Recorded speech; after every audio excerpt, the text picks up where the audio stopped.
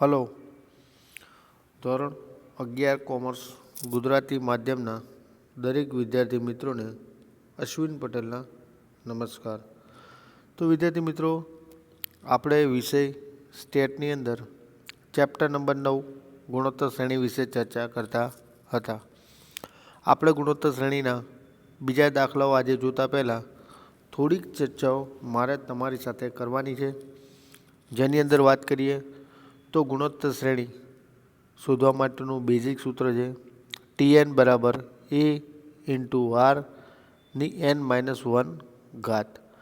તો જ્યાં A બરાબર થશે તમારા માટે પ્રથમ પદ અને એના બરાબર T1 કહેવું હોય તો કહી શકાય. ત્યારબાદ R એટલે કે ગુણોત્તર, જેનું સૂત્ર થશે T2 અપોન T1, અથવા તો એમ કહી શકાય બીજું પદ ભાગ્યા પ્રથમ પદ. પણ જ્યારે વિદ્યાર્થી મિત્રો 3 પદો ક્રમિક ગુણોત્તર શ્રેણીમાં આપેલા હોય અને એમાંથી કોઈ પણ એક વચ્ચેનું પદ શોધવાનું હોય તો એના માટે આપણે એક આવું સૂત્ર વાપરી શકાય કે બીજું પદ ભાગ્યા પ્રથમ પદ એના બરાબર ત્રીજું પદ ભાગ્યા બીજું પદ, એટલે કે T2 અપોન T1 એના બરાબર T3 અપોન T2. આ સૂત્ર મૂકવાથી આપણને ગુણોત્તર શ્રેણીનું વચ્ચેનું મધ્યમ પદ પણ શોધી શકાય. તો ગુણોત્તર શ્રેણીની અંદર જ્યારે કોઈ પણ એનમું પદ શોધવાનું હોય અથવા તો Eની વેલ્યુ શોધવાની હોય અથવા તો Rની વેલ્યુ શોધવાની હોય, આ પ્રકારના સંજોગોમાં સામાન્ય રીતે આપણે ગુણોત્તર શ્રેણીનું શ્રેણી સૂત્ર TN બરાબર A ઇન્ટુ R ની n-1 ઘાત એ વાપરીને દાખલાની ગણતરી કરતા હોઈએ છીએ. ત્યારબાદ આ ટૉપિક સામાન્ય રીતે ગુણોત્તર શ્રેણી 2 ભાગમાં વહેંચાયેલી છે. પ્રથમ કે જેને કહેવાય ગુણોત્તર શ્રેણી ટૉપિક, અને નેક્સ્ટ ટૉપિક છે આપણો ગુણોત્તર શ્રેઢી. તો વાત કરીએ ગુણોત્તર શ્રેઢી એટલે શું? તો ગુણોત્તર શ્રેઢી એટલે બીજું કશું જ નહીં, ગુણોત્તર શ્રેણીના n પદોના સરવાળા. તો n પદોના સરવાળા કે જેને સંકેતમાં Sn વડે ઓળખવામાં આવે છે. તો Sn શોધવા માટે ઘણા બધા સૂત્રો છે આપણી પાસે, પણ ખાસ ધ્યાન આપો, Snની વેલ્યુ શોધવા માટે એને R એટલે કે ગુણોત્તર સાથે એની સરખામણી કરવામાં આવે છે. જો R બરાબર 1 હોય, મતલબ કે જે ગુણોત્તરની વેલ્યુ R બરાબર જો 1 થતી હોય, એ સંજોગોમાં આપણે Sn બરાબર સૂત્ર મૂકીએ છીએ n ગુણ્યા A, n ઇન્ટુ A.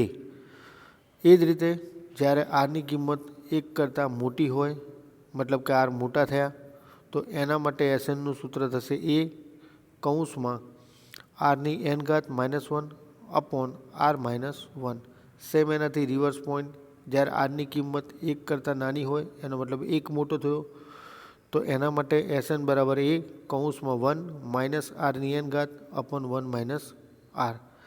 આ પ્રકારના આપણે અલગ અલગ સૂત્રો મૂકીને ગુણોત્તર શ્રેઢીના n પદોના સરવાળા શોધી શકાય. તો આપણે અગાઉના સેશનની અંદર ગુણોત્તર શ્રેણી અને શ્રેઢી બંનેના મિક્સ દાખલા જોયા, જેમાં પર્ટિક્યુલર થિયરી પોર્શન કમ્પ્લીટ આપણે કવર કર્યો. ત્યારબાદ સેક્શન B, સેક્શન C અને સેક્શન Dના દાખલા આપણે જોતા હતા. તો સેક્શન Dની અંદર વાત કરીએ તો પર્ટિક્યુલર આપણે અગાઉ 7 દાખલા સુધીની ક્રમિક ચર્ચાઓ કરેલી હતી. આજે આપણા આ સેશનની અંદર પર્ટિક્યુલર આપણે દાખલા નંબર 8 અને તેનાથી આગળ આપણે ગણતરી કરવાની છે.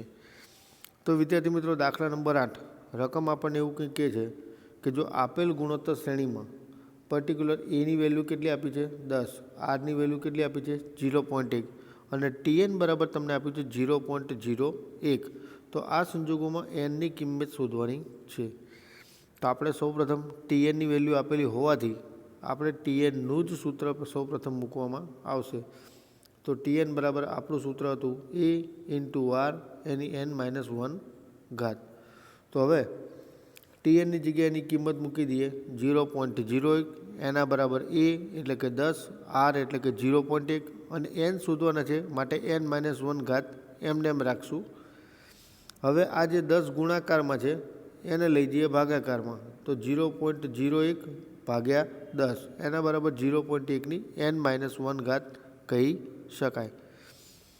તો ભાગાકાર કરતાં આપણને મળશે 0.001 એના બરાબર 0.1 n-1 તો આનો મિનિંગ એવો થયો કે વચ્ચે જો બરાબરની સાઇન આપેલી હોય તો આ 0.1 કેટલામી ઘાત 0.001 થાય, તો 0.1 3 ઘાત કરો તો 0.001 થાય, જેના બરાબર 0.1 અને એની n-1 કહેવાય. હવે આ બરાબર એટલે ભાગાકારની સાઇન સૂચવે છે એમ કહી શકાય. ભાગાકાર હોય ત્યારે 0.1 અને 0.1 નીકળી જાય તો આપણી પાસે વધીશું 3 n-1, 3 બરાબર n-1. હવે -1 છે આ બાજુ લાવો એટલે +1 થઈ જાય, માટે nની વેલ્યુ શું મળશે આપણને 4. તો વિદ્યાર્થી મિત્રો કે જ્યારે દાખલામાં TNનું સૂત્ર આપેલું હોય અથવા તો SNનું સૂત્ર આપેલું હોય એટલે એની વેલ્યુ આપણને રકમ આપી દીધી હોય એનો જવાબ, તો આપણે એ જ સૂત્ર મૂકીને સરળતાથી દાખલાની ગણતરી થઈ શકે. ત્યારબાદ વાત કરીએ પર્ટિક્યુલર દાખલા નંબર 9. તો દાખલા નંબર 9 આપણને શું કહે છે કે આપેલ ગુણોત્તર શ્રેણીમાં A બરાબર 1 આપેલા છે આપણને, R બરાબર 3 અને SNની વેલ્યુ આપણને આપી દીધી છે. જેમ ઉપરના દાખલામાં આપણને TNની વેલ્યુ આપી હતી એમ આ દાખલામાં હવે આપણને SNની વેલ્યુ આપી. તો સ્વાભાવિક વસ્તુ છે કે આપણે SNનું સૂત્ર મૂકશું, પણ એની ગણતરી SNના સૂત્ર કયું મૂકવું એ આરની વેલ્યુ ઉપર ડિપેન્ડ કરે છે કે આરની વેલ્યુ 1 કરતાં મોટી છે કે 1 કરતાં નાની. જો આરની વેલ્યુ 1 કરતાં મોટી એટલે કે 3 તમને આપેલા છે તો R મોટા થયા, માટે Rની n-1 આ સૂત્રનો આપણે ઉપયોગ કરવાનો થાય. તો SN બરાબર આપણે સૂત્ર કયું મૂકી શકાય, તો પર્ટિક્યુલર SN બરાબર આપણે મૂકાશે A × R A કૌંસમાં Rની n ઘાત -1/R-1 આ સૂત્ર મૂકીને આપણે દાખલો ગણી શકાય. હવે આપણે સૂત્રમાં બધી જ વેલ્યુ આપણને આપી દીધી છે. તો SNની વેલ્યુ 121, Aની વેલ્યુ 1, Rની વેલ્યુ 3, nની n ઘાત -1/R એટલે કે 3 - 1. તો 3 - 1 એટલે કેટલા થવાના 2. 2નો ક્રોસ શું થશે ગુણાકાર, એટલે 121 × 2 કરશું એના બરાબર 3ની n-1 થાય. તો 121 × 2 એટલે કે 242. એમાં -1 જે છે એ આ બાજુ સાઈડ ચેન્જ કરો એટલે શું થઈ જશે +1. તો 243 બરાબર 3ની n ઘાત થાય. તો ફરીથી વચ્ચે બરાબરની સાઇન આવી, મતલબ આ 3ની જ કોઈક ઘાત થતી હોય છે, તો 3ની 5 ઘાત કરો, 3 × 3 ગુણ્યા કરતા જવાનું, જ્યાં 243 આવે ત્યાં કેલ્સીમાં અટકી જવાનું અને ઉપર જોઈ લેવાનું કે કેટલામી ઘાત થઈ. તો 3ની 5 ઘાત કરો એના બરાબર 3ની n ઘાત થાય. તો માટે બરાબર એટલે ભાગાકારની સાઇન, આ 3 3 શું થયા ઉડી ગયા, એટલે કે n બરાબર આપણને કેટલી વેલ્યુ મળી 5. ત્યારબાદ વાત કરીએ તો જ્યાં આપણે ખાસ ધ્યાન આપો કે Tn+1 વાળા દાખલા એટલે કે જ્યારે શ્રેણી સૂત્ર મૂકવાનો દાખલો કહેવાય, એટલે કે SN+1 - SN આ પ્રકારના દાખલાઓની બાદબાકી કરવામાં આવી છે. તમારા સિલેબસમાં આ પ્રકારના દાખલા પૂછાવાની સંભાવના નથી, માટે આ પ્રકારના દાખલાઓ આપણે જોવાના થતા નથી. છતાં પણ તમારી માત્ર સમજ ખાતર આપણે ગણતરી કરવી હોય તો એક વાત તમે સરળતાથી સમજી શકો છો. તો એના માટે આપણે કહેવું હોય તો કહી શકાય કે સૌપ્રથમ જે પૂછાય એવા છે એ આ સેક્શન ડીમાંથી દાખલાની ગણતરી કરી લઈએ, પછી એવા દાખલાઓ વિશે ચર્ચા કરશું. તો વાત કરીએ પર્ટિક્યુલર આપણને એક રકમ એવી પણ આપેલી છે કે જો ગુણોત્તર શ્રેણીમાં બીજું પદ કેટલું આપેલું હોય 5 અને પ્રથમ 3 પદોનો ગુણાકાર આપણે શોધવાનો છે. તો બીજું પદને T2 કહેવાય અને T2 બરાબર 5 આપ્યો છે અને પ્રથમ 3 પદોનો ગુણાકાર, તો T2 એટલે કે બીજું પદ AR પણ કહી શકાય, એટલે કે 5 બરાબર શું કીધું છે AR, આપણને એક આ વેલ્યુ મળે. હવે ગુણોત્તર શ્રેણીના પ્રથમ 3 પદોનો ગુણાકાર, તો પ્રથમ પદ T1 ગુણ્યા બીજું પદ T2 ગુણ્યા ત્રીજું પદ T3 થાય.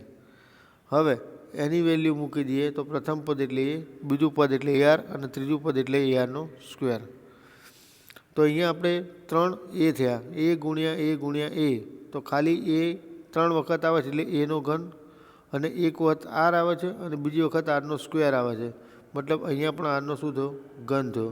તો આને શોર્ટમાં ARનો ઘન લખવું હોય તો લખી શકાય. હવે ARની વેલ્યુ આપણી પાસે પડી છે, કેટલી છે? 5. તો ARના સ્થાને આપણે 5 મૂકી દઈએ તો 5નો ઘન બરાબર ફાઇનલ વેલ્યુ આપણને આન્સર 125 મળી જાય.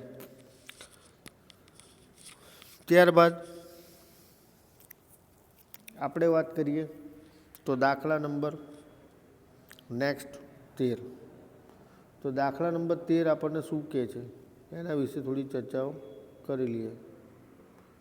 તો એક ગુણોત્તર શ્રેણીને આપણને ક્રમિક પદો આપ્યા છે 2, 4, 8 અને 16 ના કેટલા પદોનો સરવાળો એટલે કે SN 126 થાય. તો અહીંયા SN બરાબર 126 અને N કેટલા મૂળ પદ એટલે N મૂળ પદ શોધવાનું છે. તો પર્ટિક્યુલર આરની વેલ્યુ આપણને શોધવી હોય તો આરનું સૂત્ર શું હતું આપણું કે T2/T1. તો 4/2 એટલે આરની વેલ્યુ કેટલી મળી? 2, જે 1 કરતાં કેવી છે? મોટી. માટે આપણે અહીંયા SN શોધવા માટેનું સૂત્ર કયું વાપરશું કે SN બરાબર એ કૌંસમાં આરની n ઘાત -1/r-1. આ સૂત્ર મૂકીને આપણે દાખલાની ગણતરી થઈ શકે. હવે SNની જગ્યાએ આપણે મૂકી દેવાના છે પર્ટિક્યુલર 126. એના સ્થાને 2, આરના સ્થાને પણ 2, એની n-1 ઘાત અપોન 2 - 1 એટલે 2 - 1 એટલે 1 અને 1નો 126 સાથે ગુણાકાર શું થશે? 126. પણ આ જે ગુણાકારમાં 2 આપેલા છે એને ક્યાં લઈ જઈએ? ભાગાકારમાં. તો 126/2 બરાબર થશે 63 અને આ -1 છે સાઈડ ચેન્જ થાય એટલે શું થાય? +1.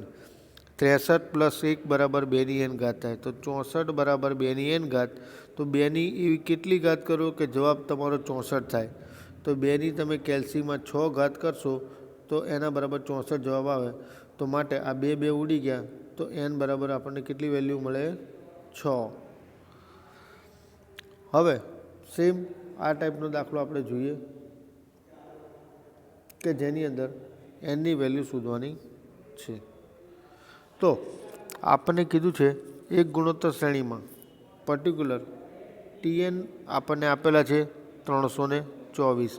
સાથેને સાથે SNની વેલ્યુ પણ આપણને આપી છે 484.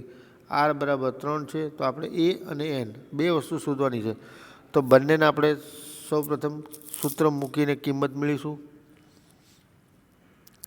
સૌપ્રથમ આપણને TN બરાબર 324 આપેલા છે અને SN બરાબર કેટલા આપેલા છે? તો 484.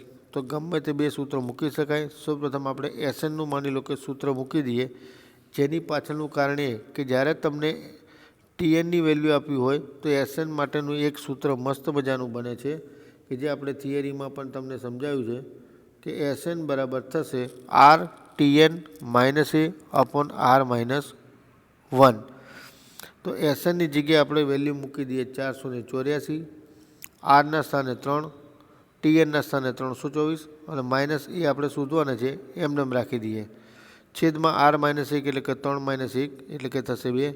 2નો 484 સાથે ગુણાકાર કરશો અને એના બરાબર આપણી પાસે 324 ગુણ્યા 3 કરીએ એટલે મળશે વેલ્યુ 972 માઇનસ A. હવે A બરાબર 12 કાઢીએ તો 484 ગુણ્યા 2 કરો એટલે 900 ને શું થશે? 68. જેને 972માંથી બાદ કરો એટલે માત્ર એની વેલ્યુ આપણને મળે. ત્યારબાદ આપણી પાસે TNનું સૂત્ર છે જ, જે શ્રેણી સૂત્ર અગાઉ આપણે જોયું, A ગુણ્યા r-ની n-1 ઘાત. તો TNની જગ્યાએ વેલ્યુ મૂકી દઈએ 324, એના બરાબર A પણ હવે આપણને મળી ગયો 4, r એટલે કે 3, n-1 ઘાત શોધવાની છે એટલે n એમ રાખશું. તો હવે ફરીથી આ જે 4 ગુણાકાર છે બરાબરની આ બાજુ આવે એટલે ભાગાકારમાં જાય. 324 ભાગ્યા કેટલા થાય? 4. એના બરાબર 3ની n-1 ઘાત થાય. હવે ભાગાકાર કરતાં જવાબ મળશે 81 બરાબર 3ની n-1 ઘાત. હવે આ બરાબરની સાઇન મતલબ 3ની કેટલામી ઘાત થાય? ચોથી ઘાત થાય 181. તો 3 3 ઉડી ગયા તો 4 બરાબર n-1 કહેવાય. -1 આ બાજુ લાવો માટે n બરાબર આપણને કેટલા મળશે? 5. તો આ રીતે વિદ્યાર્થી મિત્રો એ દાખલો ગણી શકાય. ત્યારબાદ સેમ ટાઈપના દાખલા કે જ્યાં એસએન એટલે કે એન પદોના શોધવાના સરવાળાના દાખલા છે, જે તમને દાખલા નંબર 15ની અંદર 4 ઓપ્શન આપ્યા છે. આ 4 ઓપ્શન તમારે જોવાના છે, જેથી તમને ખ્યાલ આવી જાય. આપણે એમાંથી તમારા માટે ઓકવર્ડ પોઈન્ટ જોવા જઈએ તો છેલ્લો દાખલો 1/2, 1/4 અને 1/8 પ્રથમ 10 પદોનો સરવાળો શોધવાનો છે, એ જોઈ લઈએ. બાકી દાખલા સહેલા છે, જે તમે જાતે પણ ગણી શકો છો. તો હવે વાત કરીએ આપણે પર્ટિક્યુલર જોવાનું છે દાખલો. ચોથા નંબરનો ઓપ્શન 1/4, 1/2, 1/4, 1/8 S10 શોધવાના છે. તો એના સ્થાને પ્રથમ પદ આપણા માટે શું થશે? 1/2. R બરાબર શું કરશું આપણે કે 1/4 અને એના ભાગે શું કરશું? 1/2. તો જ્યારે આવું હોય ત્યારે પહેલી અને છેલ્લી સંખ્યાનો ગુણાકાર થાય, એટલે કે 1 × 2 અને વચ્ચેની બે મિડલ સંખ્યા એટલે કે 4 અને 1. તો ફાઇનલ જવાબ કેટલો આવ્યો? આરનો 1/2. S10 એટલે કે n બરાબર કેટલા લેવાના છે? 10. તો આની વેલ્યુ 1/2, એનો મતલબ કે 1 કરતાં નાની થઈ, મતલબ 1 મોટા થયા. અને 1 મોટા થયા માટે આપણે એસએનનું સૂત્ર આવું વાપરી શકાય કે એસએન બરાબર 1 -r ની n ઘાત અપોન 1 - r. જેટલી વેલ્યુ આપણી પાસે જે મૂકી દઈએ એના સ્થાને 1/2, કૌંસમાં 1 - આરના સ્થાને 1/2 10 ઘાત અપોન 1 - 1/2. હવે આપણે સૂત્ર પ્રમાણે કિંમત મૂકી દઈએ તો થશે શું?